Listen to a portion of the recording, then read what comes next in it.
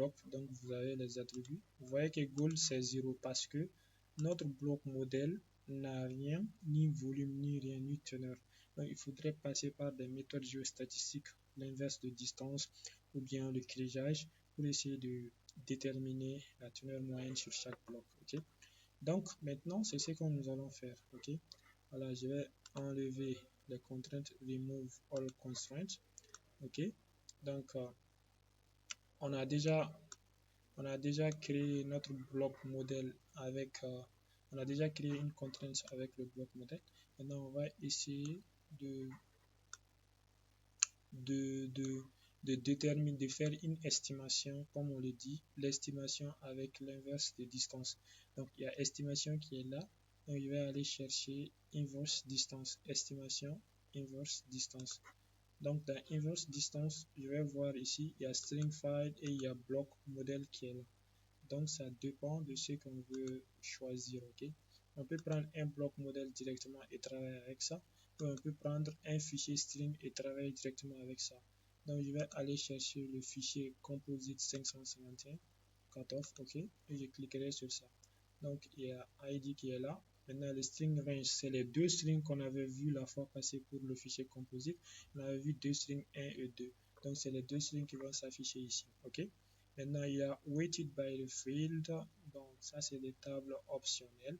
Constraint data, ça c'est des données contrariantes. Donc après il y a attribute to field, ça c'est des attributs qui vont être remplis, ok, qui vont être calculés en fait. Donc je vais prendre gold en premier lieu.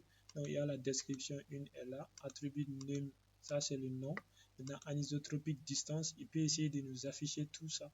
Donc on peut lui dire d'afficher true distance, nearest, true distance.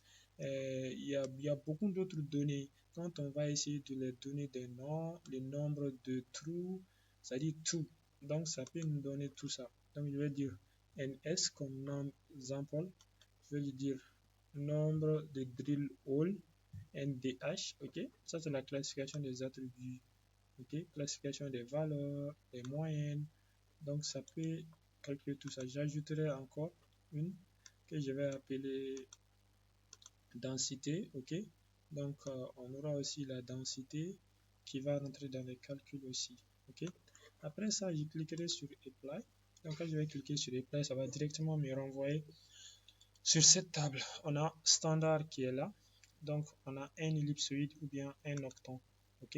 Un ellipsoïde c'est un corps de forme circulaire mais qui a des rayons maximales et minimales. Donc ça va essayer de transformer le bloc modèle sous forme d'ellipsoïde et ça va faire des calculs assez contrariants avec l'utilisation de l'inverse de distance. Ok, voilà. Les géostatisticiens en savent beaucoup.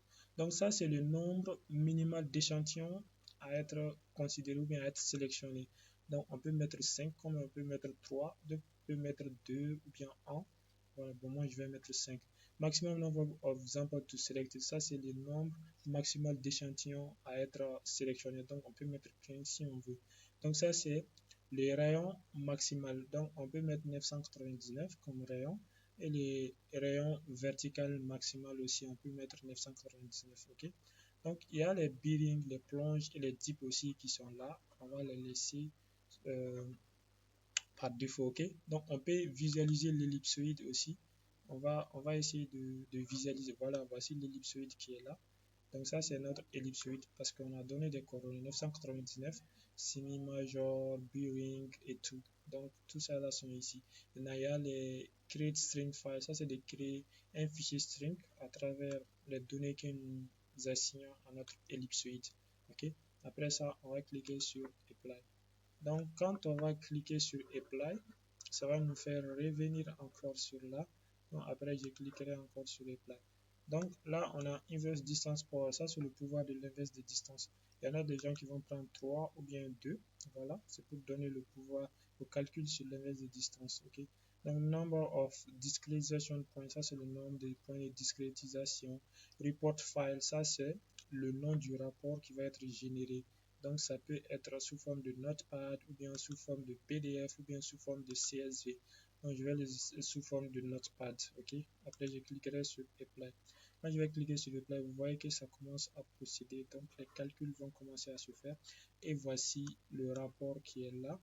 Constraint value use. Donc, on a les rapports géostatistiques, les angles, les anisotropiques. Voilà, tout ce qui est comme rapport que nous avions donné à notre bloc modèle. OK? Donc, on peut faire le résumé de notre bloc modèle, summary. Et là, vous voyez qu'il y a tout ceci qui vont commencer à s'afficher. OK? Là, on a Gold qui est là. Maintenant, on peut voir bloc modèle attributs pour voir les attributs d'un bloc. Donc, je clique sur ce bloc. Donc, vous voyez, Gold. Maintenant, on a l'or qui est là avec une teneur moyenne de 0,68, la densité 1,35 et le nombre d'échantillons, c'est-à-dire le nombre des ampoules, on a 16 et le nombre de trous de forage, on a 18. Donc, ça nous donne directement les attributs sur chaque niveau. Densité 1.10, Gold, ça c'est la teneur 1.10, nombre d'échantillons 2 et on a nombre de ampoules 15. Donc, on peut voir sur tout ce point l'ensemble de tout ça quoi, en fait. Donc, Gold est là, nombre d'échantillons, voilà. Après, je cliquerai sur échappe. Donc, je peux amener notre contrainte aussi qui est là. C'est 1. Donc, je l'amène. Voilà. Et voici notre contrainte qui est là. On peut faire le résumé. On va donner les mêmes choses, 2.60. Là, on peut essayer de voir l'attribut. View attribut for one block. Là, on regarde l'attribut sur chaque bloc. 1.5. OK. 0.25. Voilà. Là, on a 0.91. 0.91. Et là, on a 1.49. OK. Voilà. Voilà. C'est ce qui met fin à cette séance vidéo sur la création d'un bloc modèle, d'une contrainte et aussi l'utilisation de l'inverse de distance pour les calculs, pour l'estimation des ressources. Je vous remercie et à bientôt.